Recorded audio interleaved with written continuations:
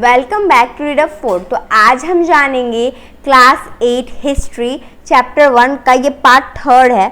इससे पहले हमने पार्ट 2 में जो पढ़ा था वो क्या है, एक बेसिक था, वो हमें अच्छे से जानना था। उसी के पार्ट का एक पार्ट है ये विच डेट्स, मतलब कि कौन सा डेट्स हमें लर्न करना चाहिए। ठीक है, तो उससे पहले मैं आपको एक बात बता दूं कि आप प्लीज़ कमेंट करिए कि समरी आपको इस पार्ट का लाइन से पढ़ाने के पहले चाहिए या लाइन के पढ़ाने के बाद। ठीक है, तो आप प्लीज़ ये कमेंट में बतला दें। तो चलिए बिना किसी देरी के वीडियो को शुरू करते हैं। Why what criteria do we choose a set of history as important. हम किन चीज़ों की वजह से हिस्ट्री को महत्वपूर्ण की तरह क्या है इम्पोर्टेंस देते हैं। ठीक है, the dates we select, the dates around which we compose our story in the past are not important in their own। मतलब कि हिस्ट्री जो हम चूज़ करते हैं, सेलेक्ट करते हैं, वो डेट हमारे आसपास ही का है। ठीक है, बस वो स्टोरी क्या है, पास्ट का है और उतना इम्पोर्टेंट नहीं है। मैंने आपको पहले ये भी बताया था कि पहले क्या है, लोग हिस्ट्री में सिर्फ यही लिखते थे कि राजा कब राजा बना, राजा की कब शादी हुई, उसने कब लड़ाई की, उसको कब बच्चा हुआ और उसकी वो कब मर गया और कब दूसरा राजा बन गया। पहले हिस्ट्री ऐसे लिखी जाती थी। ठीक है, लेकिन अब हिस्ट्री कैसे लिखी जाएगी वो हम देख लेते हैं। They become visual because we focus on a particular set of event as important. हम किसी पार्टिकुलर सेट पर फोकस करते हैं, बिकॉज अगर हम पार्टिकुलर सेट का फोकस चेंज कर देंगे तो हमारा जो इशू है, जो काम हम कर रहे हैं वो काम भी चेंज हो जाएगा। ठीक है, जैसे हम स्टडी कर रहे हैं, उस काम को हम रेगुलर कर रहे हैं और उसी काम को रेगुलर कर रहे हैं और उसी काम को हमने वहीं पे छोड़ दिया और फिर हमने दूसरा काम ज्वाइन कर लिया, तो अब बताइए उस पार्टिकुलर इवेंट का इशू जो है वो न्यू हो जाएगा। ठीक है, अब चलिए हम एक एग्जांपल ले लेते हैं कि सभी जो हिस्टोरियंस हैं इंडिया के, वो हिस्ट्री किसके बारे में लिखेंगे, वो हिस्ट्री लिखेंगे। देखिए जैसे ब्रिटिश है, हम इंडियंस हैं, वी आर इंडियंस। ठीक है, हम इंडियंस हैं तो हम हिस्ट्री इंडिया के बारे में लिखेंगे।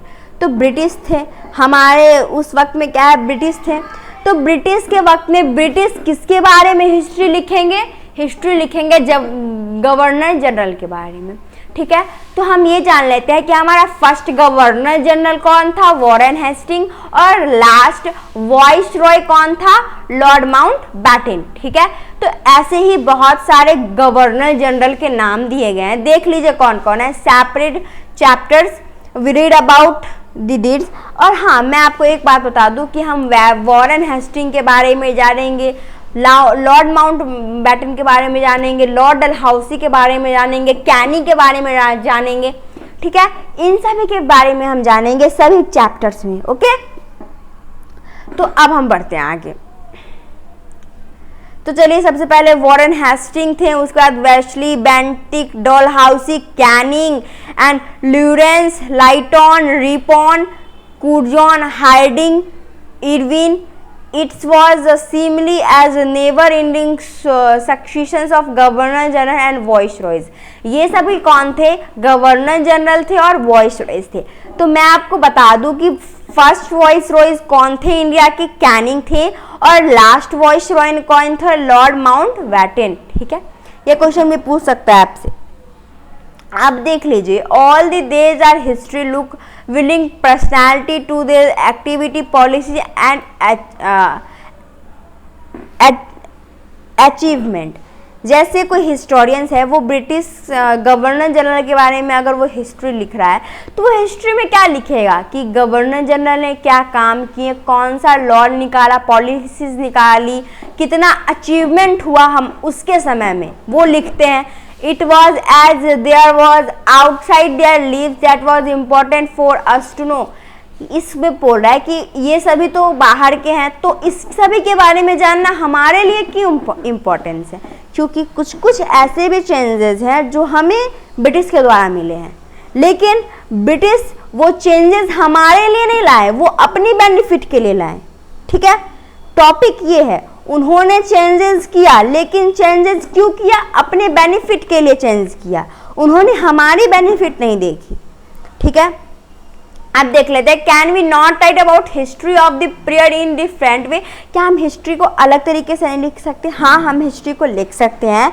How do we focus on the activities of different group and classes in Indian society within the format of this history of governor general? हम हिस्ट्री गवर्नर जनरल जो हम पढ़ रहे हैं उसे हम किस फॉर्मेट में लिखेंगे तो अच्छा रहेगा? व्हेन वी राइट हिस्ट्री, जब हम हिस्ट्री लिखते हैं, एक स्टोरी लिखते हैं, तो उसको हम चैप्टर में इसलिए डिवाइड करते हैं क्योंकि हमारे उस चैप्टर में जो सेंस बन रहा है, उस चैप्टर में वो क्या बोल रहा है, वो हमें इजीली से समझ में हो जाता है। मतलब कि पिछले चैप्टर में क्या था, अब आगे चैप्टर में क्या है, उस दोनों का अगर हम कम्युनिकेट कर देंगे तो हमें इजीली से समझ में आ जाएगा। Okay, in the process we focus only on those events that help us to give shape to the history we are telling। जो हिस्ट्री हमें बोली गई है सिर्फ उसी को वो क्या है, शेप देता है। इन दी histories that revolve around the life of British governor generals, it actives of Indians simply do not fit. They have no space for Indian history and we need another format for our history।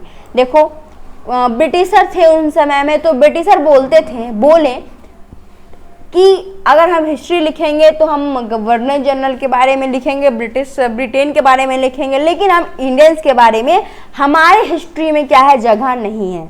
ठीक है, तो उन्होंने तो ये बोल दिया, अगर उन लोगों ने ये बोल दिया तो हम लोगों को एक नया फॉर्मेट चाहिए था, किसके लिए, हिस्ट्री के लिए। ठीक है, would mean that the old dates will no longer have the significance the earlier had.